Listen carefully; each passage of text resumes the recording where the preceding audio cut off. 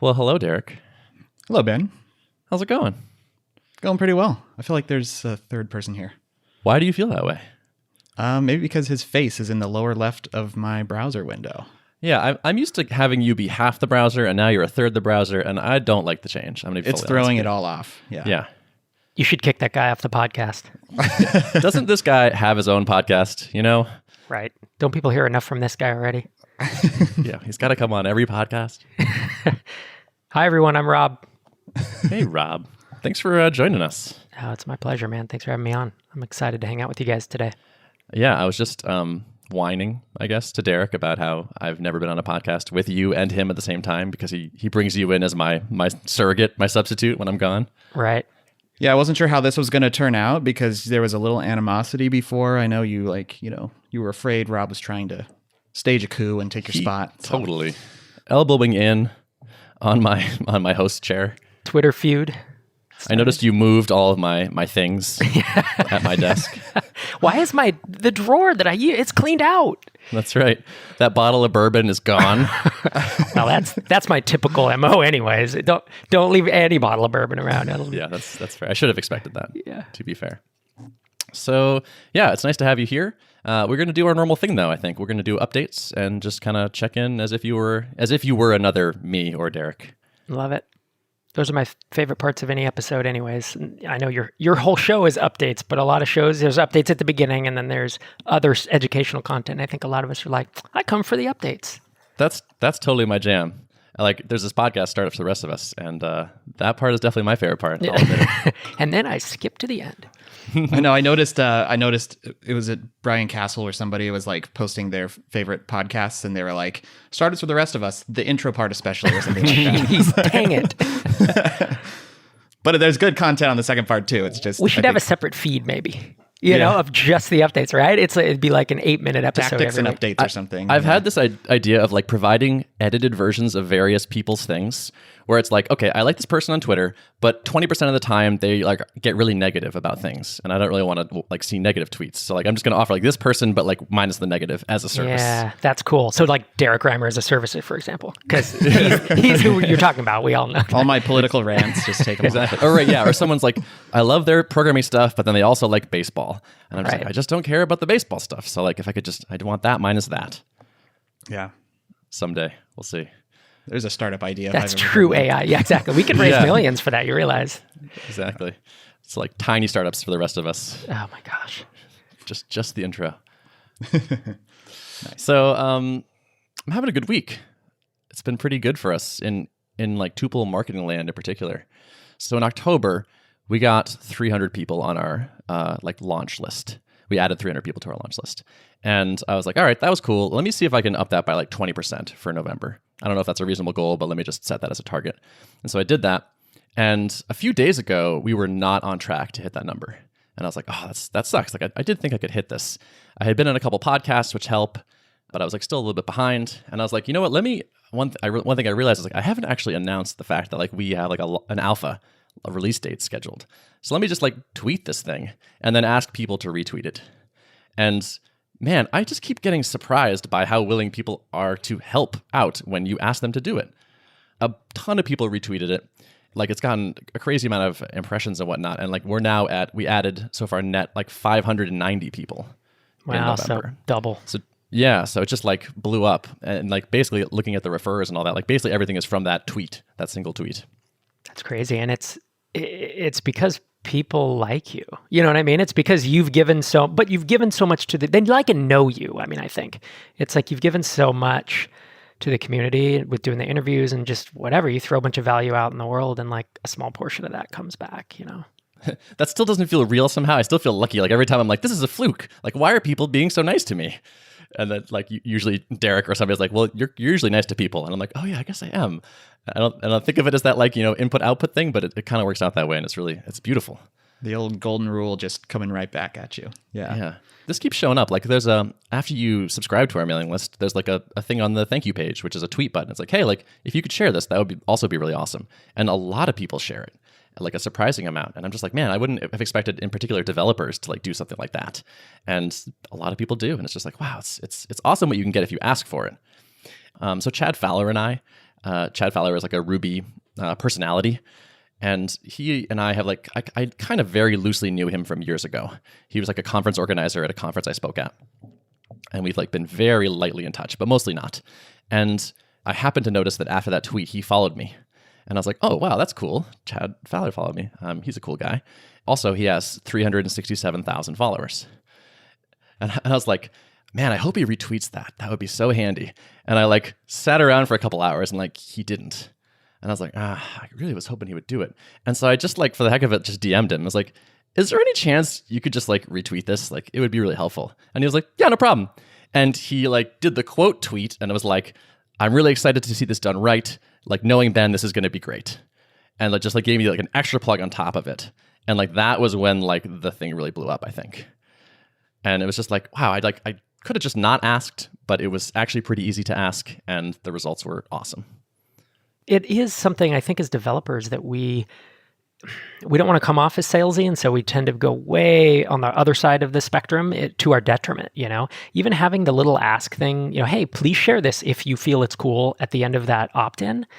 That's something that I probably would have felt weird about 10 years ago, you know, or at least thought about, should I do that? But if I think the product's going to be good, if I have confidence in the founders, if I like the founders, if whatever, there's a bunch of reasons I want to help them. And I often go out of my way to like do a tweet, but it's so much nicer if it's one button. You're helping me if I want to, and you're really not hurting me if I don't. Because I'm just going to skip it and be like, I'm not. Because half the time, you know, I back a bunch of Kickstarters, like it's an addiction, and and I almost never tweet those. But I'm not offended that they ask me every time. You know, it doesn't bother me. So I'm glad that worked out for you. And even if he hadn't, like, you know, what's the worst case? Like, you could have offended him feasibly, right? Or he could have been like, oh my gosh, Ben, like.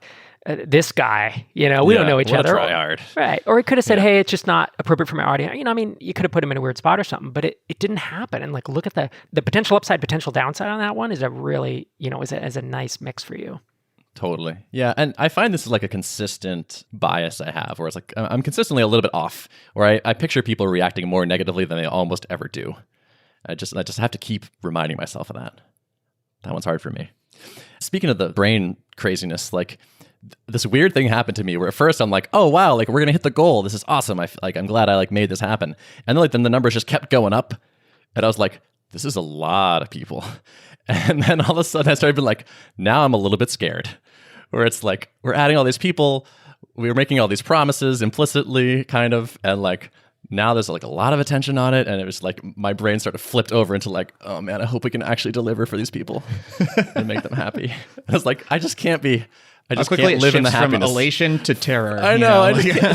I'm like, I'm mad we missed the goal. Oh, we blew past the goal. Now I'm scared that we blew past it too hard, and like people are too. It's just like, come on, dude, like get it together.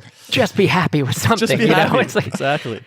Too few, too many. I'm going to be. You know, if you'd need to hit 360 exactly to be like, yes, victory. But it's like okay, victory, but not too much victory. Yeah. And so like last night I was like reading a portion of like Sherry's book because I was just like, I'm feeling some of the crazy. I should probably be reading some of this. Yeah, I was going to say that sounds such like a founder thing to do is to figure out how to make almost anything into a negative feeling or a negative experience. As a developer, I always was trying to find the holes in everything, right? Because it's like, well, where's the bug going to be? How are they going to attack it? How blah, blah, blah. So I tend to look at things negatively anyways. What's going to break? What's going to go wrong? Which is not a good trait to like be in a relationship with someone like that. And then, you know, similarly as a founder, I think it hits you as well because you're kind of trying to stay one step, you know, a couple weeks ahead. Like where's the other shoe going to drop? What could it possibly be? How do I prepare myself and my team for it? And I could totally see getting all those emails and being like, oh no, sick panic, you know? Yep. That was, you know, an interesting up and down. I keep seeing people being like, the hardest thing about this is just managing your mental state. And I just keep being like, yep, totally seems true again and again. Honestly, talking about it here helps for sure. I actually am now like in the mode during the week where I'm like, I see myself doing those things. And I'm going to bring it up because other people probably deal with that. It'd be good to talk about it with Derrick. And it's just like, I feel like now I'm sort of like seeing the punch before it hits me a little bit. So it like maybe even someday I will block the punch. Yeah, that's good. I was walking around today with like this feeling of anxiety. It just hit me all of a sudden. And I started feeling anxious and kind of stressed and just like, I feel really stressed. And I had to stop and catch myself and say, why am I anxious? And then I remembered there was a Voxer that came through, which is like, it's an audio email. And then I got an email that both are not that big of a deal, but somehow they spiked it. And when I actually looked at the reality of it, and I thought, that one's not that important, and this one I'm going to deal with. And suddenly I calmed way down. Purely being aware of what caused it allowed me, because I run anxious anyways, and being aware of it, I think is a huge deal. And I didn't even have that ability 5 or 10 years ago. Like somewhere in there figured out how to do that. And so I think you having the forced accountability almost, or the on this podcast each week, like it's a really good outlet to force yourself to do that. I appreciate you sharing that, because it's nice to hear like other people just going through the same thing, especially like people you admire. It's like, oh yeah, it's not like I am succeeding and there are no issues with it. It's like I succeed despite my own things. that's there, by the way. I haven't mastered these things. I've just gotten better at dealing with them. That's a good way to put it. Despite myself, despite yourself, you will succeed, Yeah, exactly. That's how it feels. So one of the things I wanted to touch on before I turn it over is that I had a cool onboarding experience this week. So I got on the Superhuman invite list, which is an email client, and they pride themselves in keyboard shortcuts and speed, which is just like talking my language. And so I was like, all right, I have to try this out. But the cool thing, so the app so far is actually, it is great. It is very fast. The keyboard shortcuts are great. But the thing that stood out to me that I liked a lot was they were like, after I got the invite, they hooked me up with someone who's like an onboarding specialist type person. There was a survey, which is like, all right, how do you use email? Like, tell us a bunch about your email habits. And they had a great question at the end there, which was, what's your biggest email pet peeve? Which I really liked. It's like them just kind of like farming for like, pain points. It's like, it seemed like a great thing to just be asking your people that are coming into the product. But then like we actually schedule a call, and someone has me share my screen and walks me through signing up for the product. And I've done this in the past for things I've made, and it is just such a good idea. And like, this just reminded me, it's just like, there's just so many little things you can catch about like, oh, like she would tell me to do a thing and I would click like kind of the right thing, but not quite the right thing. And I feel like if you're like sharp and paying attention, you can go, oh, we could make that label clearer, or we could move that button, or like, man, I have to tell everyone to do this. Like, what if we just made that happen automatically? But like as a person, like just as a customer, it was just like, yeah, like I'm now set up for sure. And she would ask me questions along the way, like, how do you usually do this? And I'd be like, oh, X, Y, Z. And she'd be like, okay, like we'll set something up that will help make that easier in the future. And so it was like not even just like I'm walking you through an onboarding script, but it's actually tailored for like the things that I had told her. And it was clear there was some customization there. Because this product is like invite only, or you can you give people invites now to get in now that you're into the product? Yes, I can. Do you get the sense that they're going to continue doing this for a long time? Like, is this kind of their plan for rolling out? I mean, if it were me, I would. Like, if you have pent-up demand, that's awesome. Like, as soon as I was like, oh, I just got Superhuman, like, I had a couple people reach out and be like, can I have an invite? And I just feel like that's like, why would you get away from that? Yeah. So I like that they've managed to, I think it's really valuable the way they're doing this, because they're setting up the user for success and they're learning a bunch, and they've managed to they're like leveraging the scarcity thing where like there's a lot of people who want in and they're like, nope, not yet, and so I think they're in a really good spot. And that's just interesting. Yep, I agree. I see like Tuple doing this for a while, like a private beta invite only kind of thing, if we can keep that demand going. I agree. I don't think that's a bad idea at all. It allows you to go at your pace, and you can accelerate that. If suddenly you had more money or more people, you can accelerate it, and if not, you keep it slow. The only downside I can think of is, if someone signs up and then it takes 6 months for them to get in, have they cooled off? Have they found another alternative? It depends. I mean, with you, with Tuple, there isn't much of an alternative. So you don't have that yet. But if you had competitors that were like, for example, if we had tried that with Drip, it wouldn't have worked. People just go and use another tool. But interesting, there's a really good talk, Business of Software. It's publicly available, and it's by the founder, one of the founders. I don't know if there are multiple founders, but the founder of Superhuman. And he also started Reportive. Remember Reportive, Mm-hmm. the plugin for Gmail, the LinkedIn bot? Yep. And then I think he worked there for a year or two, and then he came out, and the talk is called the Building a Product Market Fit Engine or Machine, Building a Product Market Fit Machine. And he goes through the process of how they developed Superhuman and how they, made a tool that has this much demand. Because this is not by accident. right? Oh, yeah. That's the. I don't want anyone listening to this to think that they stumbled upon that. No, they're really smart, really savvy, multi-time founders, already exited. Like they know the game, so they've done a really good job. But so the learning from that is not this can happen. It's how did they do it, and how could I potentially reproduce it? Because they engineered it very well. Yeah, I read an article he wrote that was in depth about their like product market fit strategy, and it was awesome. We touched on it in a previous episode, and I found it great. Yep, and this talk is a talk version of that article. So I don't know if there's more in one form or another, but it's definitely cool to hear him talk it through. Yeah, I'd be interested in seeing that, even having read the article. Yeah. So that's it for me. You want to go next? One of you two? Sure. Why don't you go next, Rob? I feel like we'll make a Rob sandwich. All right. I am the turkey today.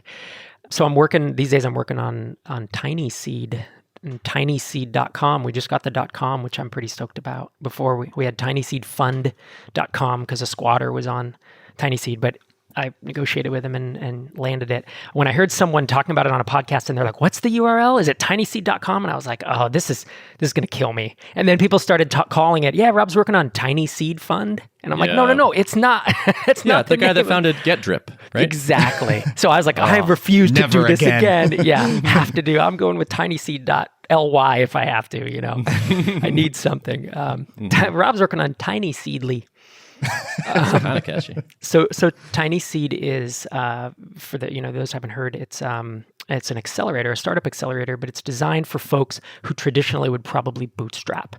The idea is instead of making it an on-site accelerator where you have to move somewhere for 3 months and you get a small amount of funding to kind of carry through, and then the end goal of most accelerators like Y Combinator and 500 Startups is to raise that round, right? It's to raise your seed or your Series A or whatever. Our idea is much more catering to our crew, our collective group, the microconf crowd, the startups for the rest of us crowd, the folks who want to build, a 7-figure business, maybe an low 8-figure business. We'll never have a unicorn. We're not looking for Facebooks and Googles, and we, are developing a model to essentially make that viable, so that if someone wants to run a software company, run a SaaS app that does $5 million a year, and either throws off cash as dividends and we all share in that, or if they want to exit later, we all share in that, that kind of thing. So it's trying to take a more like sane approach, I think, which is something that obviously Sherry and I have preached a lot. It's just like, let's not go crazy and work 90-hour weeks. Let's work and build really cool stuff that we can all participate in or all, get the benefit from. How does it feel coming back into the game, like starting a new thing? Are you back in the madness?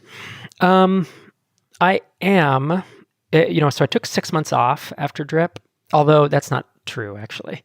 I ran MicroConf and then I, do the podcast and stuff, but I took about 3 months off and then started thinking about what was next, and then started working with my co-founder to put a deck together. And then, but it was really limited stuff. And it wasn't until October that kind of, went public with the announcement and did the tweet and the blog post and the whole thing and started building the list.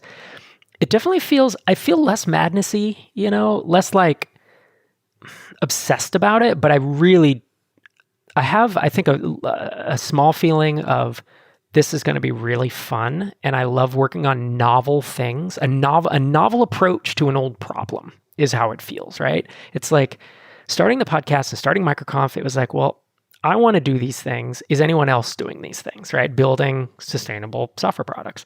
And it was finding that community, really. And then over the years, and then as soon as I had money, I started angel investing in startups like this. It's like the Jordan Galls of the world, the Justin McGills, the Matt and Joel Goldmans, like folks who are building, again, 6, 7, low 8-figure SaaS apps. And I think this feels like a next step. So it feels like a very natural extension of, what I've already done.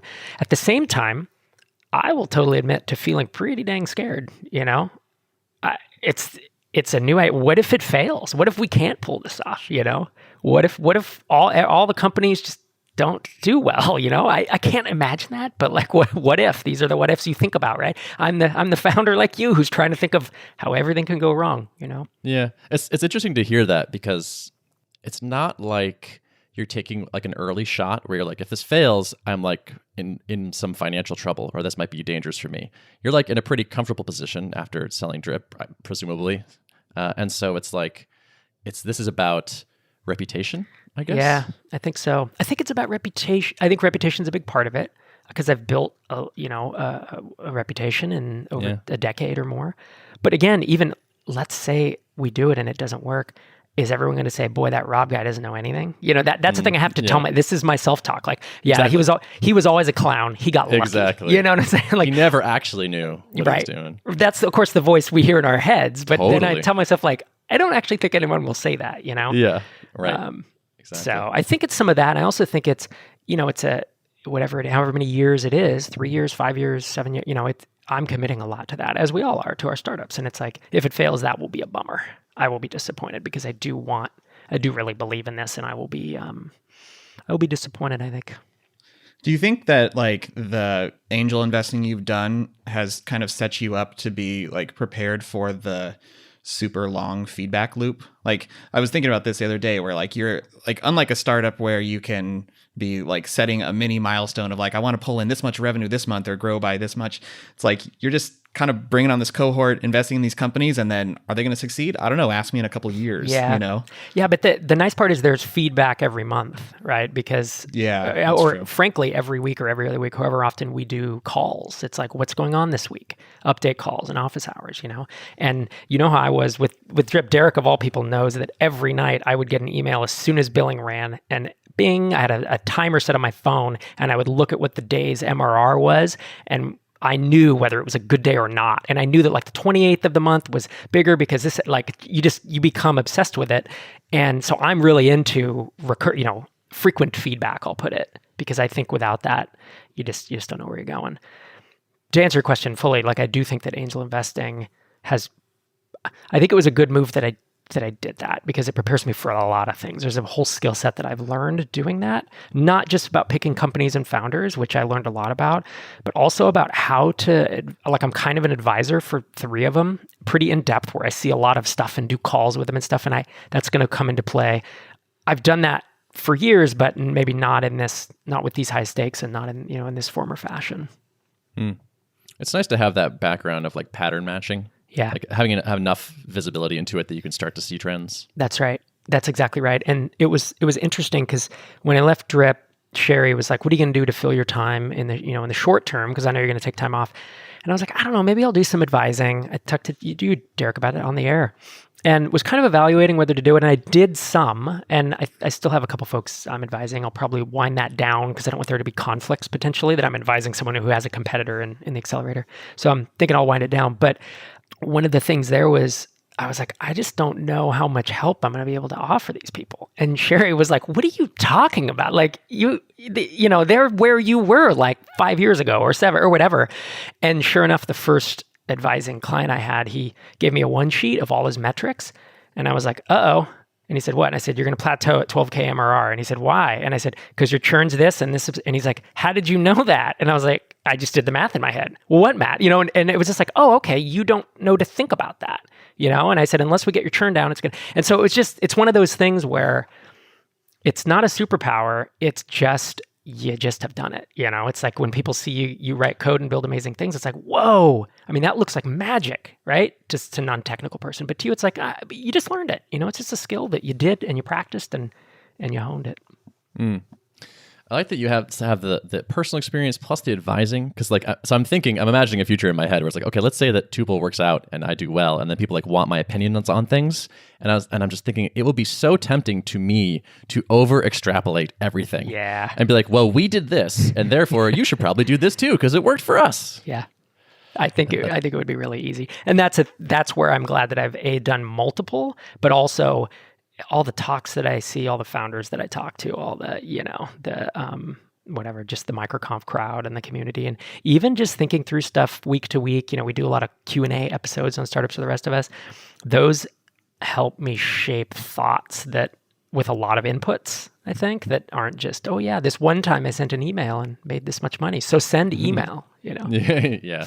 Yeah, I think it's like the wisdom you develop over time of like, when you have some early wins early on, or you do your first startup and things work out, and then you're like, I've got it all figured out, and this is the exact template. And then the further you go, the more you realize like there's actually very few universal truths. And so then it's like you have to be more strategically thinking about things rather than just like applying what worked for you to other people's situations. And although send email probably is universal truth. That's right. Send email, charge more. Yeah, there's a few that we can. There you go. That's even better. Yeah.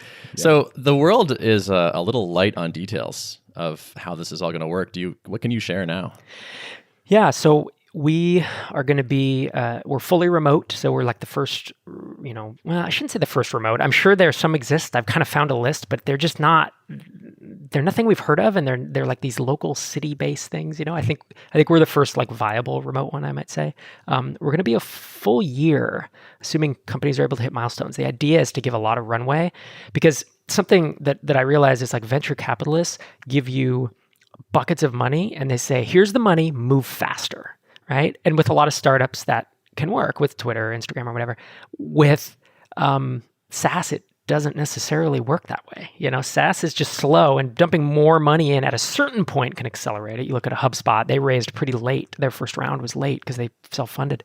But in the early days, man, more money does not make you move faster. It really, really doesn't. So we're saying like we're going to, give similar range to what Y Combinator or Techstars would give in terms of money, but it's going to be over the course of a year, and it's to kind of basically pay founder salary, or founder salaries. So think in the 120 to 150 range, right? That's the typical kind of accelerator thing. And then we've actually looked at a bunch of different structures. One interesting thing I want to throw out is you'll see that there's debt financing with SaaS, and then there's also, just seed funds and such in this space. And there's a very specific thing. Everyone either takes a percentage of revenue, a percentage of profit, or a percentage of dividends. And those three things are different. Revenue, obviously, we know that's just the money that comes in. And when I see that, I think, ooh, that's tough. Because even like 8% of your revenue while you're growing, that's a lot of money, When I see profit, and we started evaluating doing profit, but that means if you run a business and it makes $100,000 this year, and you're going to leave it in the bank account for, whatever, for a rainy day, or because you're going to hire someone next year or whatever, if you're taking percentage of profit, then right off the top, that comes, like you can't keep that full amount in. Whereas dividends are only when you make the decision to pull it out. That's a long way of saying we've looked at all three, and we're looking to do the dividend approach, so that in the early days when you want to keep money in the company, you can do that. We're pretty heavily influenced by Rand Fishkin's terms for SparkToro. So I'm an angel investor there, and he open sourced his terms. And that's the idea. It takes it out of dividends. Everyone shares based on the equity they own. So it really would be dictated by however much equity we take, for our investment. When you decide to draw dividends, that the founders will obviously get the lion's share, and then we, get a remaining. Gotcha. So this is cash for equity then. Yeah. Yeah. Okay. Yeah. It's not for, technically I was talking to Einar about this. I mean, this is where there's all these weird details. It's like a lot of these will probably be S Corps. They're pass-through entities, right? S Corps and LLCs. So if we truly have equity on the books, then what if you do make $100,000 and we own X%? Now we have to pay tax on that X%, even if you don't draw it out, because it's a pass-through entity, right? All the founders have to pay. So then I brought that up with Einar, and we were like, yeah, we need to think about that. So do we truly have equity, or is it just an equity-like instrument? I think that's one of the reasons why, like Indie.vc, they essentially have equity, but they don't take it. It's like in a contract, but not on paper or something like, you know what I'm saying? It's like they don't own the shares, and I think that's why. So we need to figure that out. But yeah, the idea is that yes, it would be an equity play. I feel like that aligns. I mean, I got to be honest. I feel like it aligns everybody. It's like rather than a loan or it's like pay us back this much, and then we don't have anything. So the investors lose on the upside. I don't know. There's in betweens for sure, but I do feel like we've gone round and round. And what makes the most sense in my head still is give us some money and some mentorship. And there's a small piece that goes for that. You said, as a kind of a quick throwaway line, like if the company is hitting milestones. So are you like paying out in pieces and you got to do certain things? Yeah, I mean, in my head, milestones, it's like you're working on the product, like you're showing up and working on it. I mean, because some people the idea is that you don't work on other stuff, you don't freelance, you shouldn't need to, and so I don't think it's milestones like you have to hit this much MRR and this amount. That would be dumb, right? Because they're all going to move at different speeds. It's more like are you still committed? Because if we are gonna give a chunk up front, let's say it's 20 grand or 25 grand. It's like startup costs, right? You need stuff. Maybe you need a laptop or maybe you need AWS servers. And although we're working on getting a credit for that, but whatever, you just have startup stuff, incorporation and such.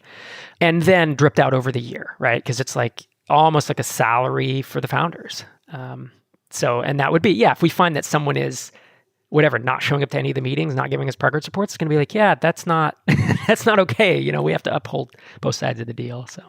Makes sense. And so are you imagining like weekly calls then? Like yeah, mentorship type calls? Yeah, I would imagine either every week or every other week. And I could see it, I've always respected the way Paul Graham did it. He set it up like a cohort in grad school. And so he said, look, we want both community and we want advice time, office hours, which is why they're called office hours, because that's what you do in grad school. So I think I could imagine the way I think about it is probably a 60 or 90-minute call that's much like a mastermind, where you get the 8 or 10 or 12 or whatever together and there's a round table, maybe there's a hot seat format. And then separately from that, there's this 2-hour block, 3-hour block of office hours. It's all done via probably Zoom or something, video chat.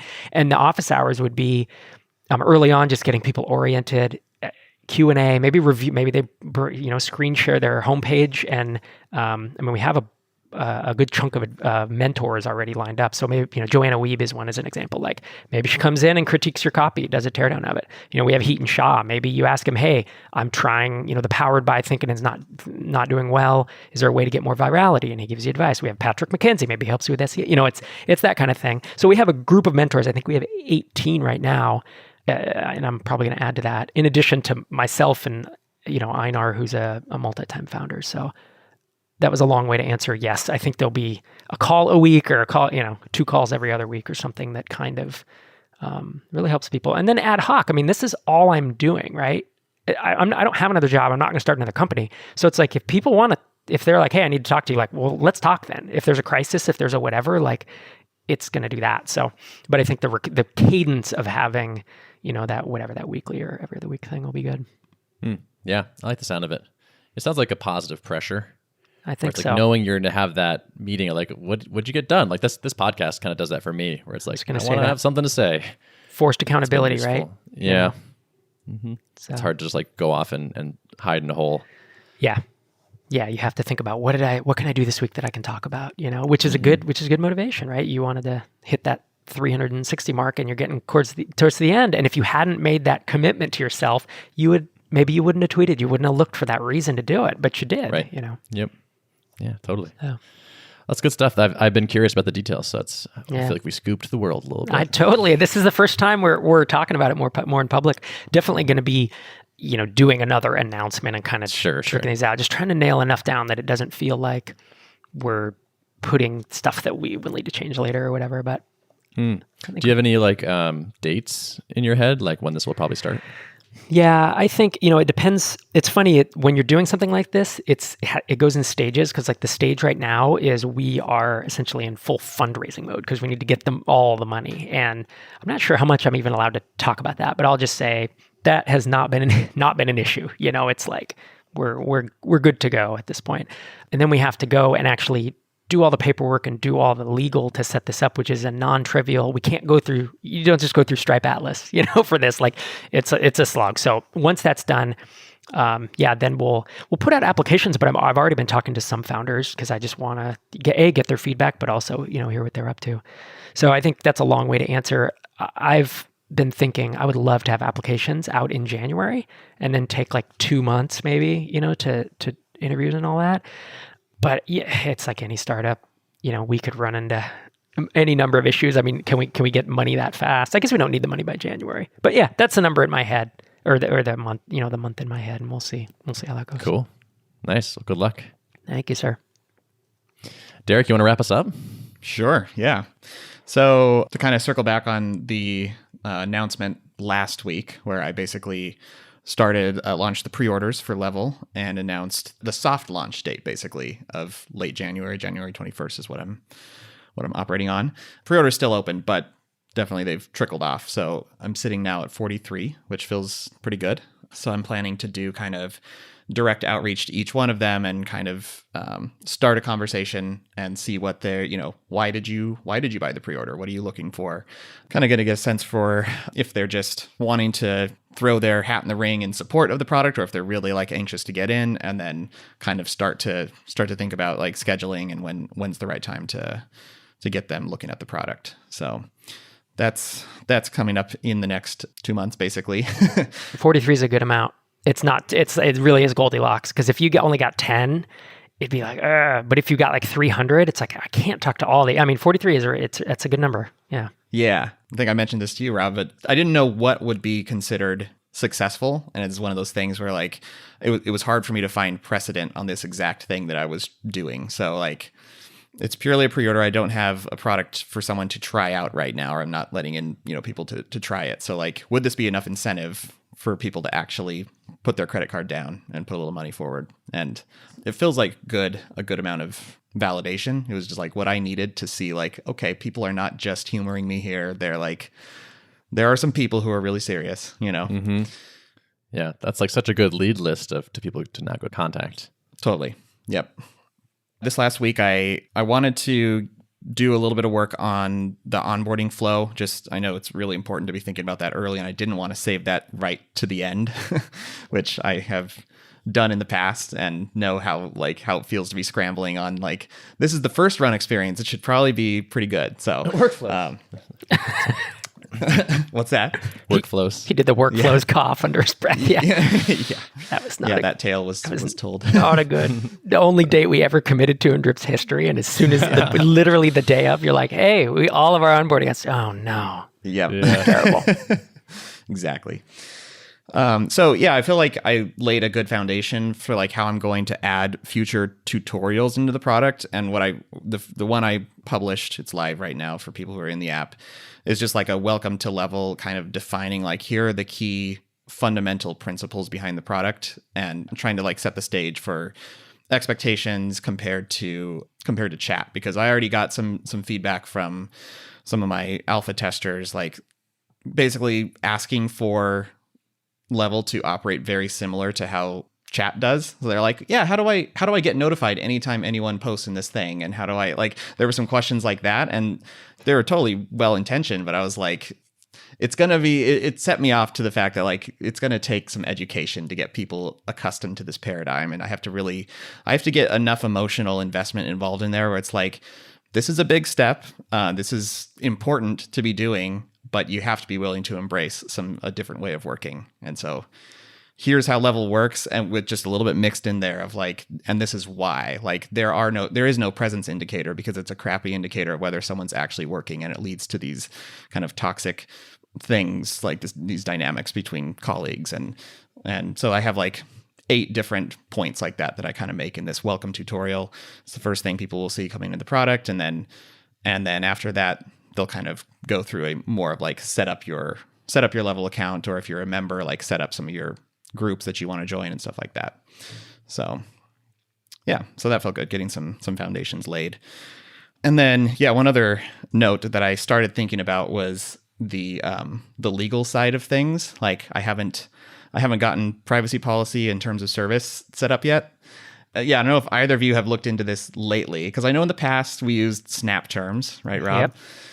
Yep. And their website looks like it hasn't changed for like 4 years. Yeah. I think the buy buttons are like broken on there too. So I emailed them to be like, are you guys still in business? I know the landscape has changed a bit too since GDPR, and there's like no mention of GDPR on their website either. So I was just like, and what I'm finding is there's a lot of solutions that are either like a free policy generator, which I don't necessarily want, because I know it's not like catered at all to your particular type of business.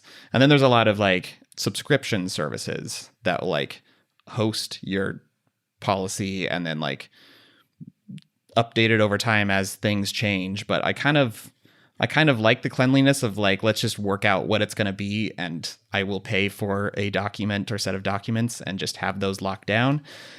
I spent a few hours just like trying to get a feel for the landscape and didn't come away with any solid conclusions from that. That's tough.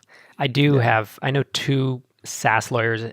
They're in California, which I'm trying to think it would be a problem with licensing or whatever, but I can recommend them. But I would hope that Snap Terms or someone would be around to still do that. I mean, honestly, Snap Terms was definitely the bootstrapping way to do it, because it was $500 or $600, and who knows how good they actually were. I know that they were all rewritten when we were acquired, by an expensive legal team. But so it depends on what you want to do. Sounds like the most boring problem imaginable to me.